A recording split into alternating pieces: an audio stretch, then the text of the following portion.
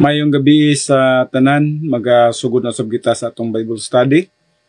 Kada Huwebes kini siya, matag alas 7 ngadto sa alas 8 sa gabi.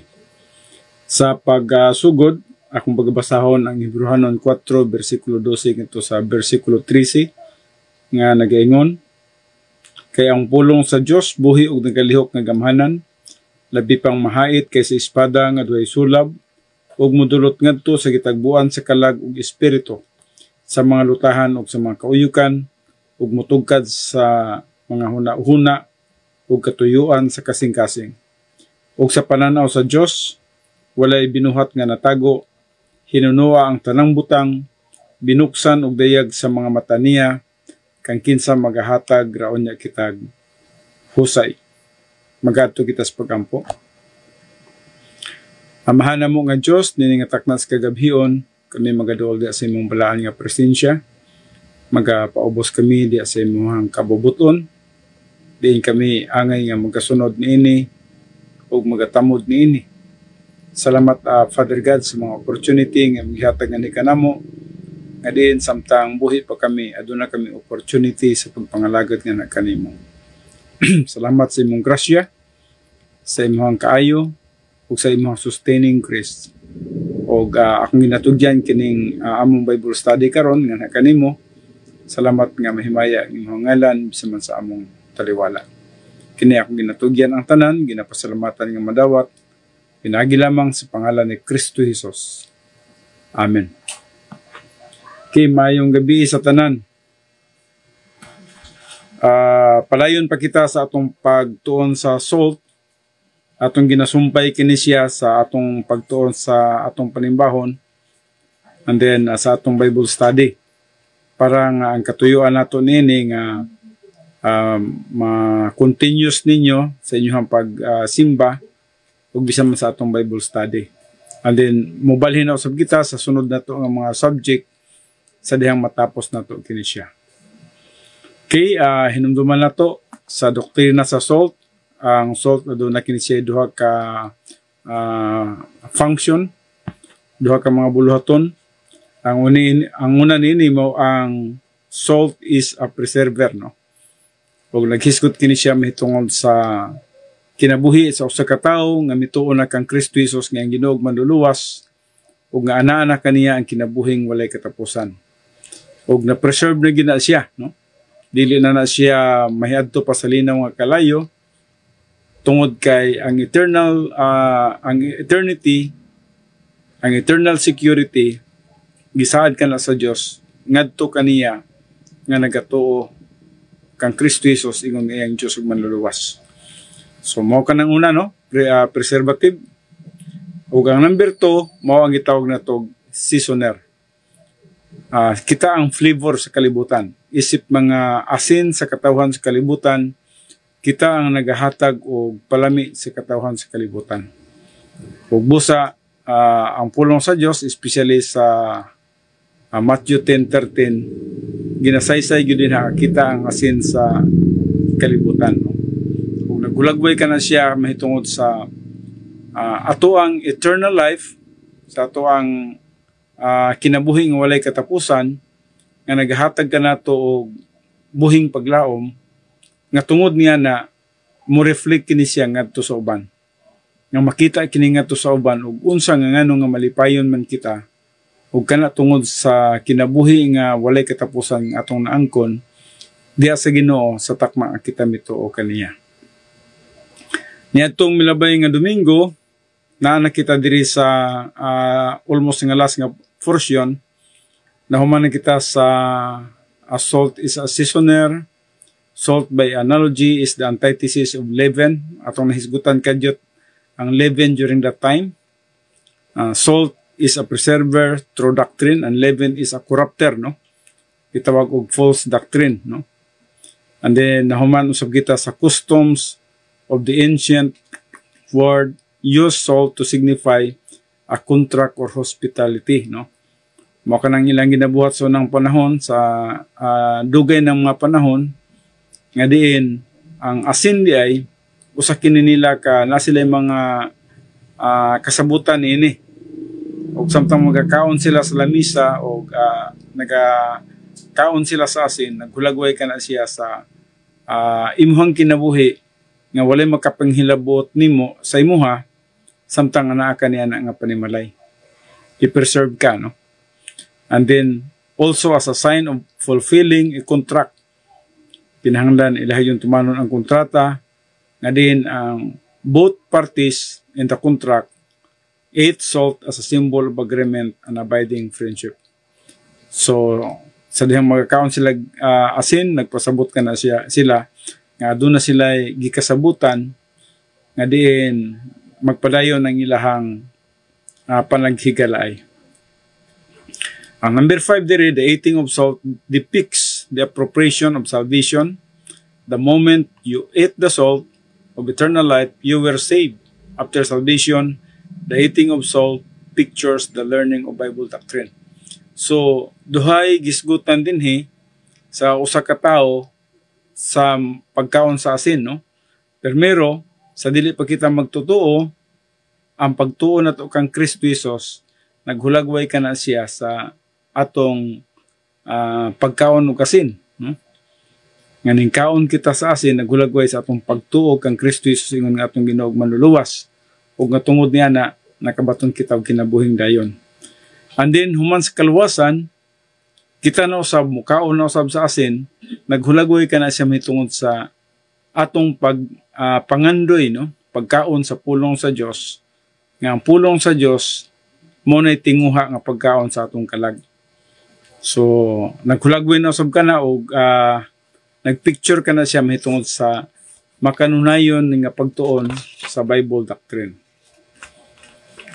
Number 6, ang salt gihulagway kini siya sa kalayo usab. It refers to eternity spent in the lake of fire para sa mga dili magtotoo. Kung ikaw dili man ka magtotoo, naghulagway kini siya ngadto sa imuhang kinabuhi nga dili ma-disqualify gud ikaw sa pag-adto sa langit o nga diin ikaw maadto sa linaw nga kalayo. Kana tungod kay wala man ikaw magatuo kang Kristo Jesus, ingon nga imong Ginoo og manluluwas.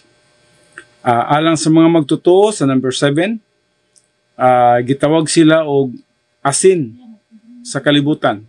Sumala pa sa Matthew 5:13. So believers are said to be the salt of the earth. Salt acts as an unseen preservative. The presence of doctrinally oriented believers in a society or nation is the basis for its preservation. Makita usab kini siya sa Mark 9, verse 50. Letter B, salt provides flavor. So this is the believer's impact on society by his application of Bible doctrine and his communication of the divine viewpoint of life. So mo ni, no? Ato na kining gisaysay ang salt, nag-acts kini siya as an unseen preservative. Ug ikaduha, salt provides flavor, no?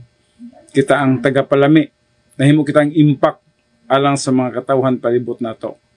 Sa dihang gi-aplikar nato ang Bible doctrine sa adlaw-adlaw nato nga pagkinabuhi ug sa dihang gi-communicate nato ang divine viewpoint sa atong kinabuhi. Then number 8, the salt has become tasteless is analogous to the believer perpetually out of fellowship and in reversionism.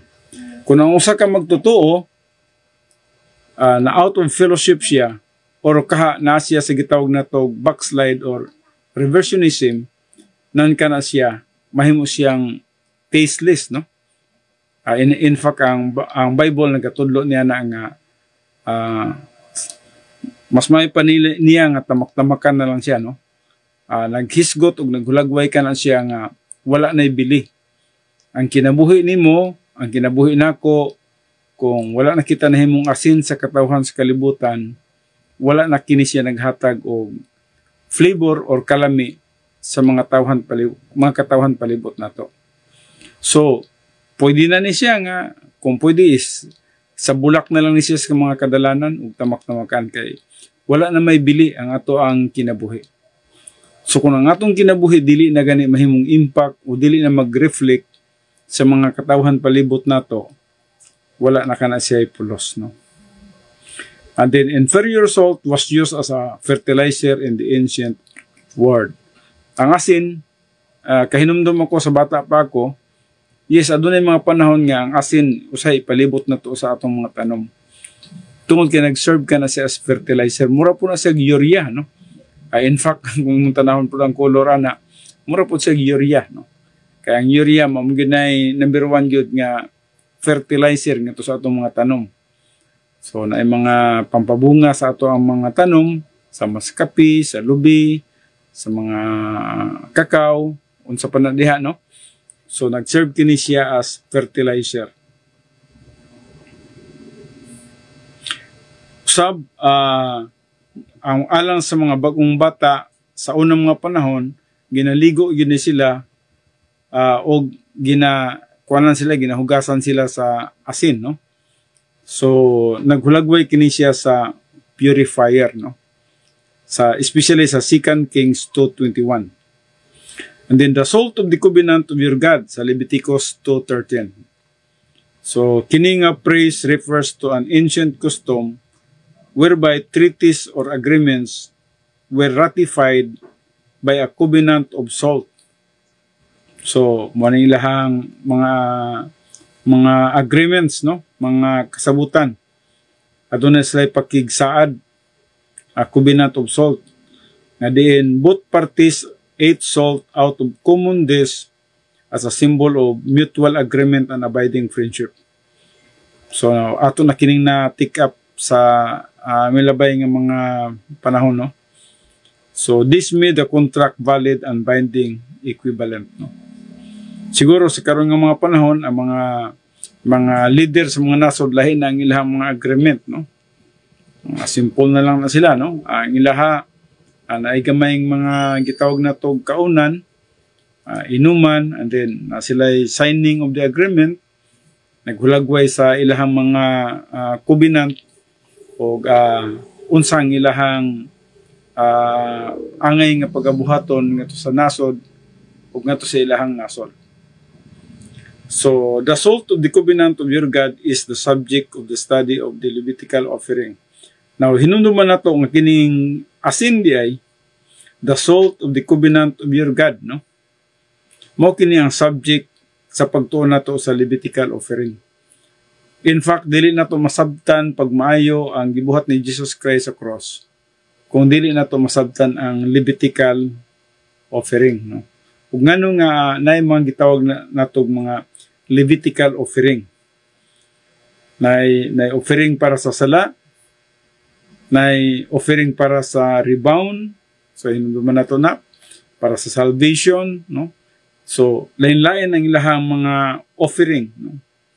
Naay nag-offer og mga animals, naay nag-offer og mga langgam, naay nag-offer og mga fruits, no? Depende sa mga offering, no? So, an applies to a contract God has provided for us. The cross, no? This contract is based upon the Father's proposition and man's reconciliation.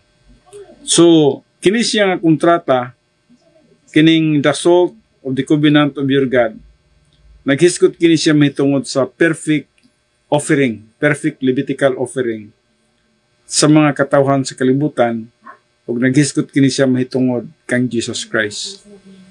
Nga mo'y gihatag sa Dios nganhi sa kalibutan, gilansang sa cross ug gibayran niya ang tanan natong sala. Og kini nga offering bisan kinsa nga mudawat niini, mao nang makadawat siya sa kinabuhi nga dayon. So, an applies to a contract God has provided for us, the cross. Mao ning kontrata nga din gihatag sa Dios nganhi kanato sa Dios nga amahan, nga din gihatag niya ang iyang bugtong anak nga mao si Kristo Jesus. Didto sa cross, gibayran niya ang tanan natong mga sala ug nga tungod niya na sa diyang mutuo kita kang Kristo Jesus nang kita makakaplag sa kaluwasan. So, just remember nga ang doktrina sa salt may dako kayong kalambigitan pag maghiskot ang mahitungod sa kaluwasan. So, especially atong masiris ang ang doctrine sa Levitical offering, padulong na dito sa gitawag na to og doctrine of redemption, regeneration, propitiation, reconciliation. Imong makita ka na siya kung atong masubay ka na nga pagtuon, makita na to sa unahan o nag-unsa day ka na siya, nga di naghisgot ka na siya, mahitungod sa hingpit nga buhat ni Jesus Christ dito sa cross.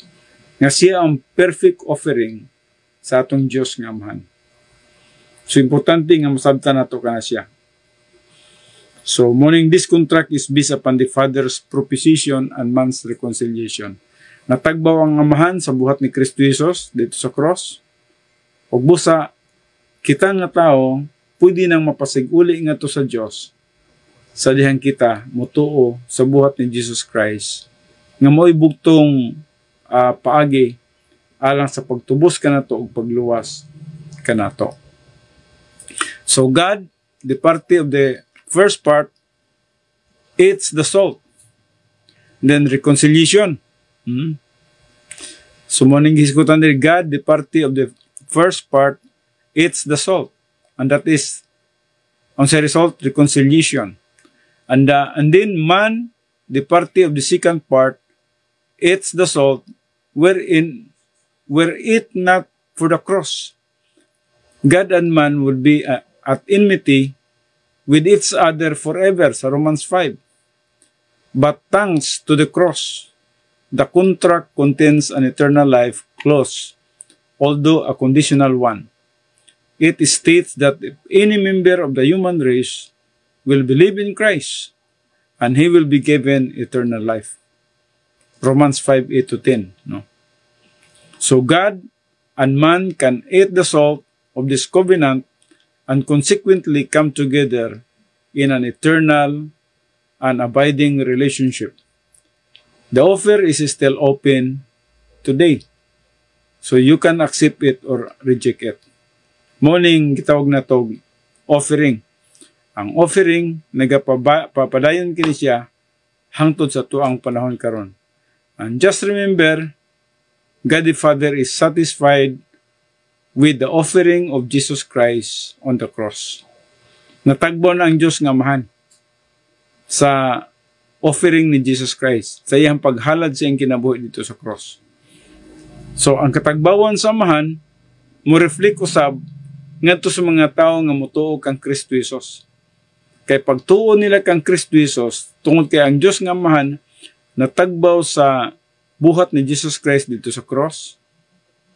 Busa bisan kinsa nga motuo kang Jesus Christ, nga iyang buhat sa cross, may bugtong pagi alang sa ilang kaluwasan. Ang pagkamatarong ni Kristo ihatag usab ngadto sa tao nga diin mituo ka ang Kristo ug gihatagan siya 100% nga pagkamatarong nga tungod niya na ang Dios nga Amahan natagbaw na pud niya ng tawhana. Buti pasabot ang standard sa Dios nga Amahan nga 100% nga pagkamatarong natagbo na sa usa ka tawo. Tungod kay ang usa ka tawo nga mituo kang Kristo Jesus nakaangkon siya sa 100% nga pagkamatarong. O kana nga pagkamatarong, gitawag nato kana siya og imputed righteousness. Gi-impute ka na ang anhi ka nato. Kaya ang atong pagkamatarong manggod is relative lang, no? Gitawag ka na siya og relative, dili ka na siya absolute, no? Pag relative gani, buti pasabot, dili makapasar sa standard sa Dios. Kaya ang standard sa Diyos, para ang tao madawat siyang atubangan, mao nga makabaton siya og absolute righteousness. Now, ang tao, dili makaabot sa standard sa Diyos, sa iyang kaugalingong paagi, sa iyang kaugalingong buhat, sa iyang kaugalingong paningkamot. Bisan pag unsaon niya pag sunod sa tanang balaod sa Biblia, pagsunod sa tanang balaod sa yuta, the laws of divine establishment, pagsunod sa morality o bisan pa ang iyang self-righteousness idugang, dili siya makapasar sa standard sa Diyos. Tungod kay ang pagkamatarong sa Diyos is 100% absolute, no? Righteous. ug dili pwede mahaluan og pagkamatarong sa tao. Busa ang tao mahimo lamang nga makapasar sa standard sa Dios sa dihang mutuo siya kang Kristo Jesus nga ang Ginoo ug manluluwas kay niya ng panahon na hatagan siya og absolute righteousness. I-impute sa iya ang pagkamatarong ni Jesus Christ. Nga diin, ang Diyos nga mahan usab, matagbaw na usab, niya ng tawhana, tungod kay nakabaton ka ng tawhana og pagkamatarong nga iya ni Kristo Jesus. Ug mao ka nang nagatuo kita nga luwas na kita. Nagatuo kita nga makapasar na kita sa langit, tungod kay nakabaton na kita og 100% nga pagkamatarong, dili pinasikat sa pagtuman sa balaod, dili pinasikat sa pagbuhat og maayo, kundi pagkamatarong nga atong naangkon pinagi sa pagtuo. Bisan man sila ni Abraham sa Genesis 6, no? Giisip sila nga matarong sa takna nga mituo sila. Unsang klaseng pagkamatarong kadto siya? Imputed righteousness gyapon kadto. Nakapasir sila sa standard sa Dios nga 100% pagkamatarong sa takna nga mituo sila sa umalabot nga Savior. So, sa pagtuo ni Abraham niya na, yes, atong nakita, gi-impute sa iya ang 100% nga pagkamatarong. Wa pa si Jesus Christ namatayan na sa krus, ha? Pero atong nakita, naghulagway kadto sa iyang pagtuo nga ang pagkamatarong ni Kristo Jesus gi-impute ngadto kaniya tungod kay ana siya pagtuo. Now, adunay isa na usab nga area nga si Abraham nagatuo na pud sa Dios. So unsang paagi na pud nagatuo siya katong ipahalad ang iyang anak. Ug wala gid siya nagaduha-duha niadto ug gihalad niya ang iyang bugtong anak nga mao si Isaac. Kato siya nga klase nga pagkamatarong gitawag na usab kato siya og experiential.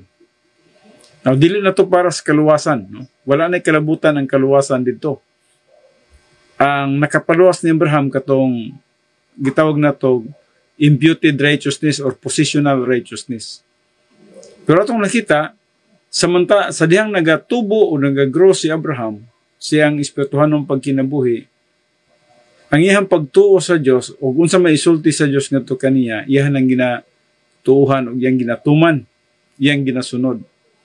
Ug mo na tong katong klaseng pagkamatarong gitawag na putog experiential righteousness.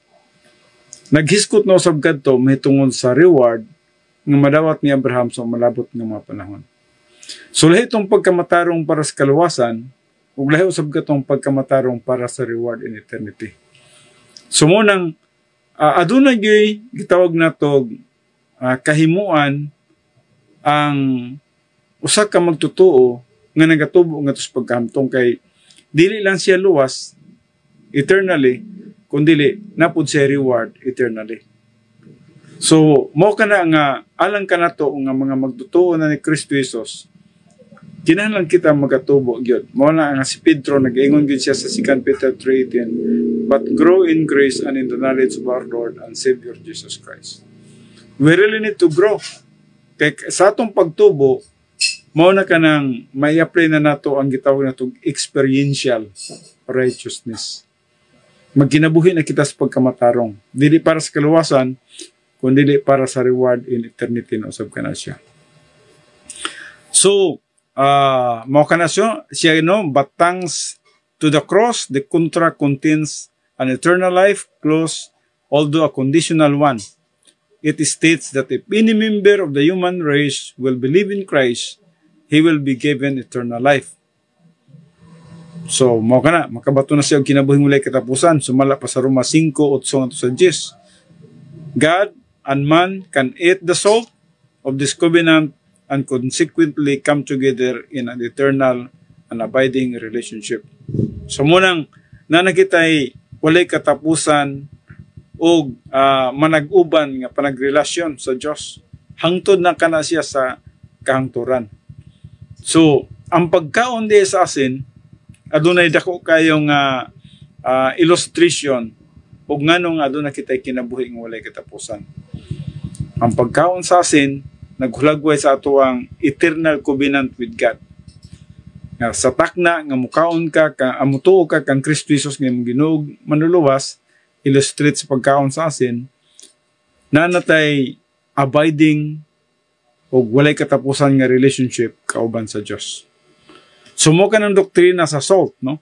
And I just do hope nga kini siya naklaruhan na kita niini sulod sa mga upat ka session na to kini siya gitudlo, duha sa ato ang Bible study sa kada Huwebes ug usab sa atong panimbahon. O karon anhin usab kita sa ato ang bag-o nga subject ato kini siyang pagatun-an ang doctrine mahitungod sa leaven, no? Importante usab nga atong mahatagan kini pagtagad ang doktrina sa leaven, no?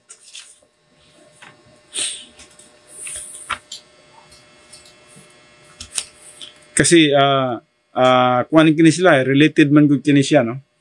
Although opposite siya, pero dapat ang pagsabot na to, pagtuon to sa pulong sa Dios, mag-connect sila. So busa kinahanglan nga atong isumpay nini ang doktrina sa leaven. So there is a doctrine sa leaven, no? Leaven denotes a substance used to induce fermentation. Now, nahibalo mo siguro ang tanan, no? Kanang word nga fermentation, no? Halimbawa, para sa mga grapes, kung i-ferment na siya, so mahimo siyang wine, no? Murag mahimong isog nga wine, no?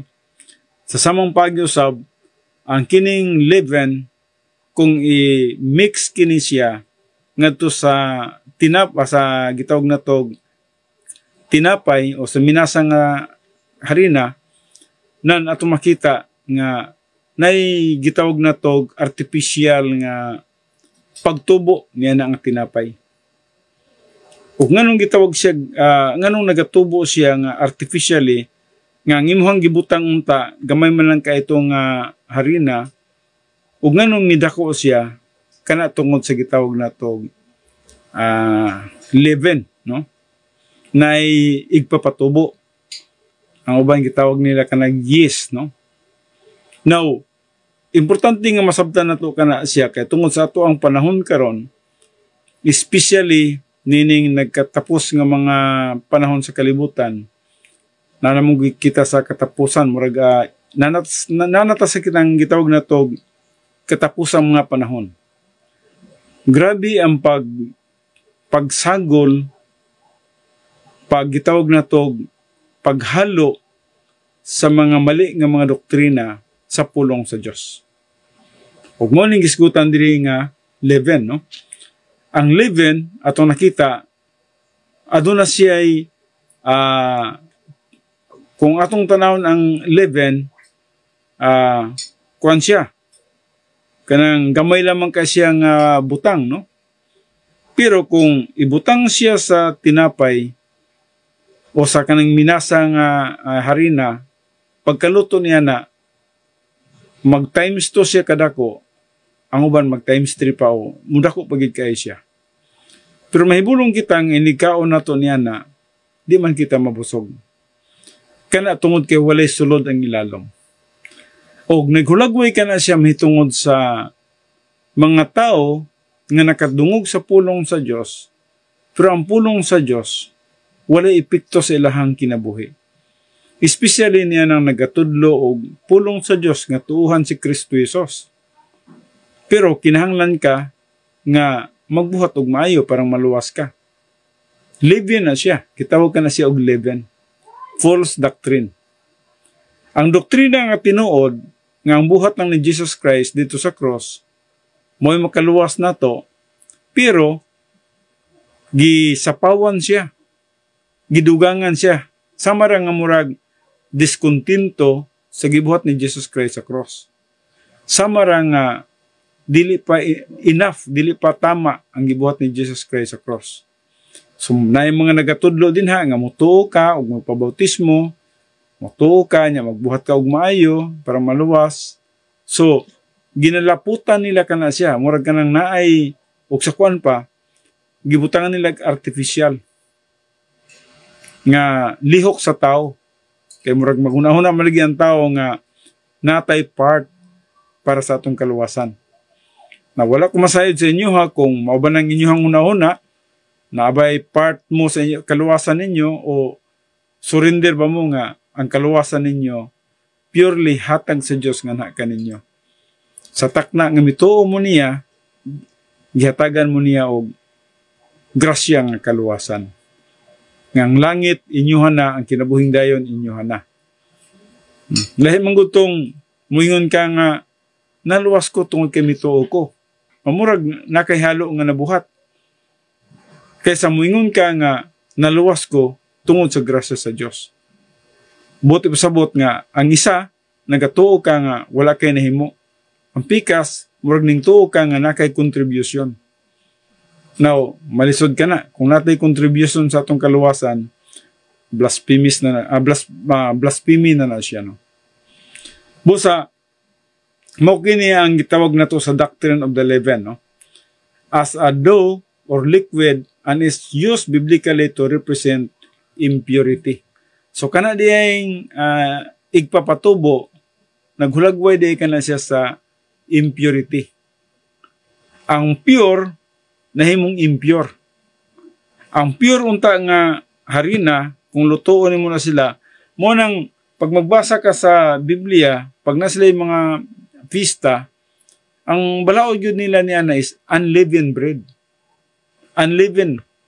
Bot sa bot, magluto na sila tinapay nga walay igpapatubo. Walay sambog ba? So munang ilahang panahon sa mga Pasko nila, magluto na sila o mga tinapay nga walay libadura. So ang libadura din ha, naghulagway mahitungod sa mga false doctrines, mga evil teaching, na mga evil nga mga pagtulunan. Once nga wala na gani masanong sa pagtulunan sa pulong sa Dios, nan kana gitawag kana siya og evil. So impurity, no? So muna matingala kita sa tinapay nga nganong midako siya tungod kay naay gisagol sa iya. Dili na gid siya pure nga harina. Naay gisagol sa iya ha, nga nagpadako sa iya. So first mentioned in Genesis 19:3 prior to the destruction of Sodom and Gomorrah, Lot served his angelic visitors unleavened bread. So bisan man si Lot sa dihang aduna siya mga bisita nga mga anghel, ang iyang gina-offer nga to kanila mao jud ang tinapay nga walay libadura. Pure, no? Pure jud. So first scriptural mention relative to observance of the feast in Exodus 12:8, bisan man sa 15 to 20, no? O kaha Passover and the feast of the unleavened bread, no? Naman po sila pista sa ganang gitawag nila tinapay nga walay libadura. So leaven cause organic disintegration and corruption in dough. Thus leaven become a symbol of evil and sin. So pag naiminasa din ha, nya sagulan nimo na siya og leaven, so muna nang corruption na siya, no? Nanay sagol. Buti pa sabot nga na sagula na siya. Mabitan nga sa atong panimbahon, usahay ang mga tao, kung dili gyud sila makasabot sa tinuod nga pagsimba, nan sagulan nila ilahang effort. So once nga sagulan nimo effort, samara nga nahimo na siyang leaven. Purely gyud sa atong pagsimba, ang hisgutan din na sa John 4:23 to 24, magsimba kita diya sa espiritu ug sa kamatuoran. Naon sa mang buti pasabot din nga sa espiritu ug sa kamatuoran. Espiritu meaning you are filled with the Holy Spirit. Natural, kung filled ka sa Holy Spirit, limpyo ka. Kung filled ka sa Holy Spirit, in fellowship with God ka. So more gina siya. And then in truth, mo na nang magtuon ka sa pulong sa Dios. Duhara man na, no? Duhara man ang gisgutan din sa John 4:23 to 24. Sa dihang kita magsimba sa Dios, atong simbahon siya sa espiritu ug sa kamatuoran. Maura man na, no? Ang espiritu din at least you must be filled with the Holy Spirit. And nagpasabot nga wala kay sala diya sa imong kinabuhi, in fellowship with God ka, and then in truth, tuon ka sa pulong sa Dios. tun-an nimo ang pulong sa Dios ug mao kana siyang tinuod nga pagsimba. Wala na may laing dugang pa dinha sa John 4:23 to 24. Mao man ang pagsimba. Ato dugangan man lagi nato no, atong ginabuhat, pero wala man po'y mali ni ana no. Sa pagsugod nato basta wa nato gikuha ng atong time sa pagtudlo. Halimbawa, ang atong time sa pagtudlo is 10 to 11. O, 10 to 11, magtudlo kita sa pulong sa Diyos. Pero sa magsugutan, napay mga kanta, napay prayer, sa pananguban din ha, no? Napay, gitawag na to, special number, then, tuon sa pulong sa Diyos. So, yun na ito, ano, adon na tayo preparation, nga to sa ato ang pagtuon sa pulong sa Diyos. Sometimes, ang imong gikanta mo relate sa itudlo niya ng Domingo ha. No? Ana-ana ang atong program, no? So, pero, ang itudlo gyud sa Biblia sa atong pagsimba, simbahon na to ang Diyos sa Espiritu ug sa kamatuoran. Duha lang ang isgutan din ha sa John 4:23 to 24. So, usahay, sa atong pagsimba, masagulan na nato atong mga effort, atong mga gimmicks, no? Kay ang tao lagi, na tao man ta nga nay hilig sa gitawag nato gimmick, no? Mugawas yun ang atong gimmick bang atong natay mga sistema nga gusto nato nga atong kaugalingon murag mangusog mo trabaho with regards sa ato ang pagsimba, no? Tama man nga mo yield kita, tama man nga mo sunod kita sa kabubuton sa Dios, pero kana siya in the power of the Holy Spirit. Mao kanang gitawag niya spirit and in truth, no? Now, kung wala kita masayod niya nga prinsipyo, matingala lang gid kita nga ang atong pagsimba wala gilami. Matingala kita nga ang atong pagsimba, especially nga mahuman kita og simba, murag wala man wa man nahitabo. Wa may katagbawan, wa may kalipay nga tinuod, walay satisfaction. Dili nimo matagamtaman ang tinuod nga katagbawan sa pagsimba sa dihang wala nimo siya masimba sa espiritu sa kamatuoran.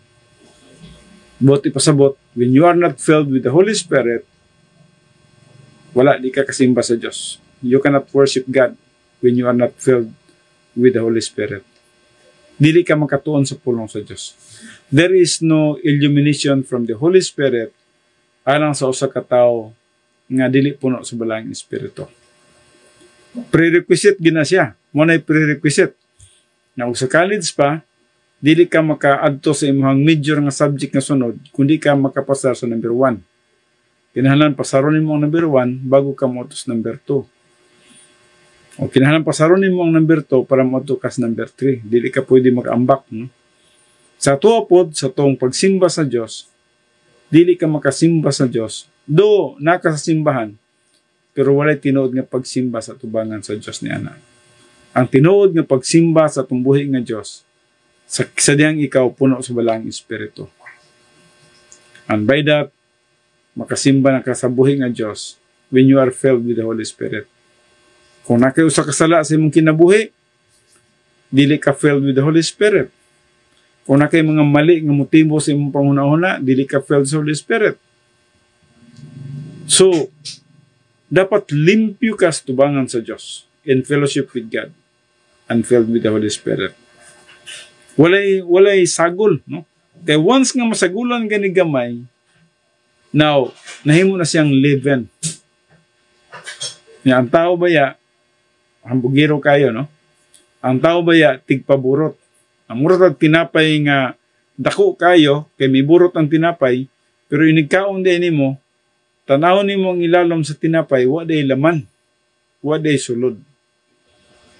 So, tingala ta nga yes, nata sa simbahan, pero ang dating na to sa pagsulod sa simbahan, mali di atong motivation, arrogance nang dito siya. So, dako kayong bangag sa ilalom sa tinapay. Nga di ninigkaon nimos tinapay, di ka mabusog. So pag gawas nimo sa simbahan, wala lang, way bili, way nada. Kulang gyapon, no? O say sa gula na tog effort, no? Kanagid kanang kita na mangusog. Kita na maningkamot nga parang para sa tuwa nga mahimaya ang Diyos sa atong kinabuhi. No, simple mo lang ang paghimaya sa Diyos. Filled ka sa Holy Spirit, in fellowship with God, and then nagasunod ka, nagabuhat ka sa ipabuhat sa Diyos nga kanimo ng adlaw. Dili man pod mahitabo na nga filled ka sa Holy Spirit nga di na kamo sunod, di na kamo yield. Imposible po na siya, no? So kung puno ka sa balang espiritu, sigurado ka yun nga mo perform ka, mo participate ka. So mo nang gitudlo des pulong sa Dios, especially sa Romans 6:13. So mo na, no, bantayan nato ng kanang libadura, kanang igpapatubo. Unleavened bread signified purity and is a type of Christ that refers to His impeccability. So ang unleavened bread ay mo nang na sila yung mga pista, na sila yung mga Pasko, na sila yung mga celebration, ang ilang ginaluto gid kanang wala gyud libadura. Kay ngano man day unsa man ding unleavened bread? Ang unleavened bread nag-signify siya sa purity. Ug ang purity mo kini siya ang type of Christ that refers to His impeccability. So but nga naghulagway day kini siya mahitungod kang Kristo Jesus nga wala gid siya sala. Ug mo nang unleavened bread. Nagaluto sila og unleavened bread. Nagakaon sila og unleavened bread, naghulagway mahitungod sa gitawag natog perfect life of Christ on earth. Ang iyang humanity pwedeng makasala, pero wa gid siya makasala.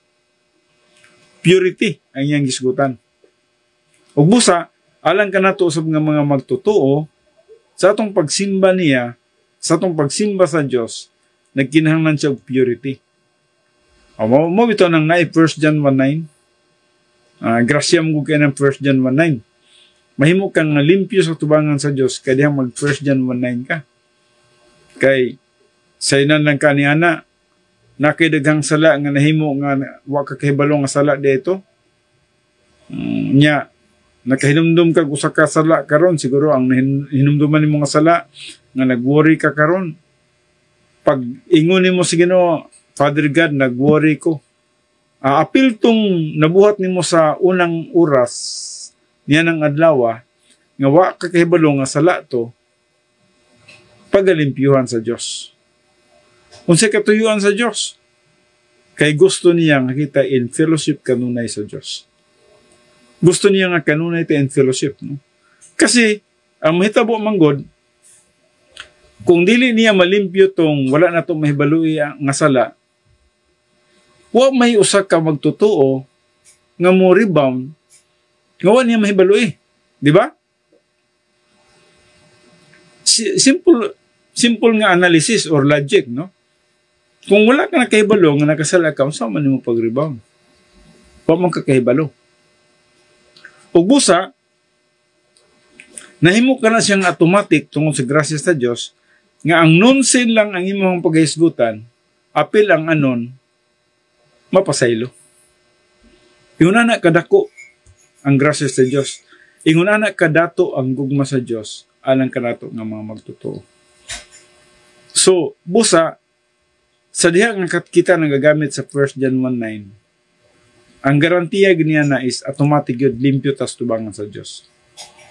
In fellowship with God and filled with the Holy Spirit. So atong pagkabantayan ng gitawag na tog leaven, no? Mao nang sa ilahang panahon, ang ilahang ginaluto unleavened bread yun. Tinapay nga walay libadura. O samtang nagaluto sila niya na naghulagway ka na siya sa pagkaon nga tinapay, Jesus Christ is the bread of life. Siya ang tinapay nga pure. Siya ang tinapay nga walay libadura. Si Jesus Christ mo ang tinapay nga walay halo. So kung mukaon ka sa tinapay, nagpasabot, mukaon ka kang Kristo Jesus, kay siya man ang bread of life, makabaton yung ka og eternal life. So, ingon ana lang, no? Hinumduman nato nga ang living in Matthew 13:33 represents the infiltration of religious apostasy during the tribulation. Now, nahibalo kita niya na, no? Kasi ang pagtuo sa mga tao manggod, ang Christianity karon daghan na kaayo. Nagsanga-sanga na, no? Murag nilang hunahuna, basta kay ang inyong grupo naghisgot mahitungod kang Kristo, ako na, Christian na siya. Pero di ay, diri sa kining Matthew 13:33, wala din naghisgot mahitungod sa tanang mga grupo nga nagtuo ni Kristo nga Kristohanon. Wala. Gamay lang ang tinuod nga nagatuo sa buhat ni Kristo Jesus, nga may bugtong pagis kaluwasan. Ang uban ini, nagtuo kang Kristo Jesus, pero naay libadura. Daghang mga grupo nga nagtudlo kang Kristo, pero evil. Halimbawa, nagtuo kang Kristo, pero wala magtuo nga si Kristo Diyos. Evil na siya. O, nagtudlo nga mutuo kang Kristo Jesus, pero buhatan nila, dugangan nila og buhat para maluwas sila. Evil na siya. Ang uban, nagtudlo kang Kristo o magpabautismo para maluwas. Evil na siya. Kaya ang tinuod yun nga bread, ang pure nga bread nga walay libadura mo si Jesus Christ lang. So Jesus Christ is the bread of life. Matod pa ni Jesus Christ, I am the bread of life. I am the way, the truth, and the life. So, daghang mga ilustrasyon din nga ginasulti ni Kristo Jesus nga naghisgot nga siya lang Gyud. Dili lang ang John 14:6, dili lang ang Acts 4:12, nga gihulagway ni Jesus Christ, matod pa niya, I am the way. I am the truth, I am the life. No one comes unto the Father but through me. O sa Acts 4:12, wala na hilaing ngalan nga kahatag sa kalibutan nga din pinaagi kaniya maluwas kamo kundi sa pangalan ng ni Kristo Jesus. Wa na hilaing ngalan, no? O sa John 6:37, nagayon siya, bisan kinsa nga moduol kanako, dili ko gayud isalikway. Nganuman, He is the bread of life. Siya ang tinapay sa kinabuhi. Jesus Christ is the only bread of life. Walay igpapatubo. Dili na kinahanglan dugangan pa og gitawag na to igpapatubo.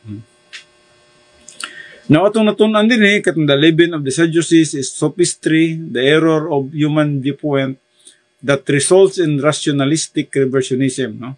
Morning sa mga Sadducees, no? Ana sila yung mga human viewpoint nga ilang gidagdag, no? Nga para sa mga nagapaminaw, ganahan silang maminaw, no? Tungod kay gipanindot ang wording, ang pulong nindot paminawon. So, samtang nagapaminaw ka, kay gwapo kay nga pagkatudlo, pagkawali, ang nahitabo, nahimo siyang sophistry. Sophistry, nindot paminawon sa tao, pero vacuum ngadto sa kalag sa mga naminaw. Walay pulos. Now, the leaven of the Pharisees is the satanic counterattack against doctrine by religion. So, lahi po rin sa Pharisees kay ang ilahad doktrina mahitungod sa religion. Nganong daghang kayong religion sa kalibutan? Ang religion is Satan's enemy's ace. Ang religion ning kuyanap sa tibok ng kalibutan sa katuyuan nga ilang gihugaw-hugawan ang Kristendom. Nga ang tao pwede nang mutuo ni anak nga relihiyon kay maghunahuna na siya nga siguro luwas na ko kay nanak ko nining gwapo nga relihiyon. Ning gwapo kay nga grupo, kining gwapo kay mga simbahan. Tinidagko kay mga simbahan. Murag ana na ilang una-una ba, no? So, si Satanas, Grabe niyang pagsabwak og mga religion sa tibok ng kalibutan. Hala, dasmag nila mo na ang religion ug ang mga tao tuupod sa religion. Walay religion nga makaluwas. Ang makaluwas lang yun si Kristo Jesus lang. Wa may religion nga naggilansang sa cross. Si Jesus Christ man ang gilansang sa cross. Ug si Jesus Christ wala man siya nagtukod og religion. Ang gitukod ni Jesus Christ, church. Matud pa rin sa Matthew 16:16. Upon this rock, I will build my church. Church ang gitukod ni Kristo Jesus, o dili religion. Pero nga nung na yung mga daghang kang religion sa tibok kalibutan, mao ni ang gitawag na tog alas ni Satanas para malingla niya ang tanang katawhan sa kalibutan. Kung ikaw nagatuo sa imong religion nga may makaluwas nimo, mapakyas kay yun. Kay dili pinagi sa religion mamaluwas ang tao. Ang tao mamaluwas pinagi lamang sa pagtuo kang Kristo Jesus. Yes, na yung mga grupo, pangalan, no? Na yung mga grupo. Na yung mga grupo nga nagatudlo sa kamatuoran, na po yung mga grupo nga kung atong pagkatanahon, sukwahi sa kamatuoran o supak sa pulong sa Diyos. O ikaw na yung makatansa-tansa din ha. O gasa nga grupo ang dapat nimong pagaduolon. So kung magtuon ka sa pulong sa Diyos, dali nimong ma-determine o kinsa na sila. Kinsa na sila. Na yung mga nagtudlo diha og balaod. Kinahanglan sundon gyud mo ang balaod para maluwas ka. Pangutana, maluwas ba ka sa pagsunod sa balaod? Dili. Mabitaw na si Jesus Christ miingon, mianhi ako dili sa pag-destroy sa kasuguan, kundi sa pagtuman sa kasuguan. Naagihapon ang balaod. Pero kay dili nimo kayang sundon ang balaod, ako ang mutuman sa balaod. So si Jesus Christ mo ang may fulfill sa balaod. Ngano man, dili nimo kaya sundon ang balaod. Ang balaod nagapabili ng balaod din ha, para nga maproteksyonan ang kinabuhi sa mga tao. Pareha nang ayaw pagpatay, ayaw pagpangawat. So, maproteksyonan ang kinabuhi sa tao, maproteksyonan ang property sa tao. So, mao ka na ang mga katuyuan, nganong ana ang balaod. So, wala ni Jesus Christ gitanggal ang balaod, pero gituman niya ang balaod.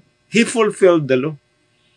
Busa, pag mag-adto na po ka sa Galatians 5:18, imo na pong masabtan dito nga dili na pinagi sa pagtuman sa mga balaod sa Biblia nga maluwas ka, kung dili sa dihang ikaw puno sa balaang espiritu. When you are filled with the Holy Spirit, you are not under the law.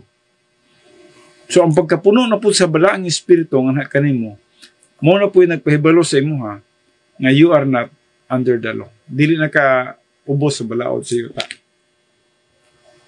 Okay, no? So, ang mga gitawag na to parisyo, money, no?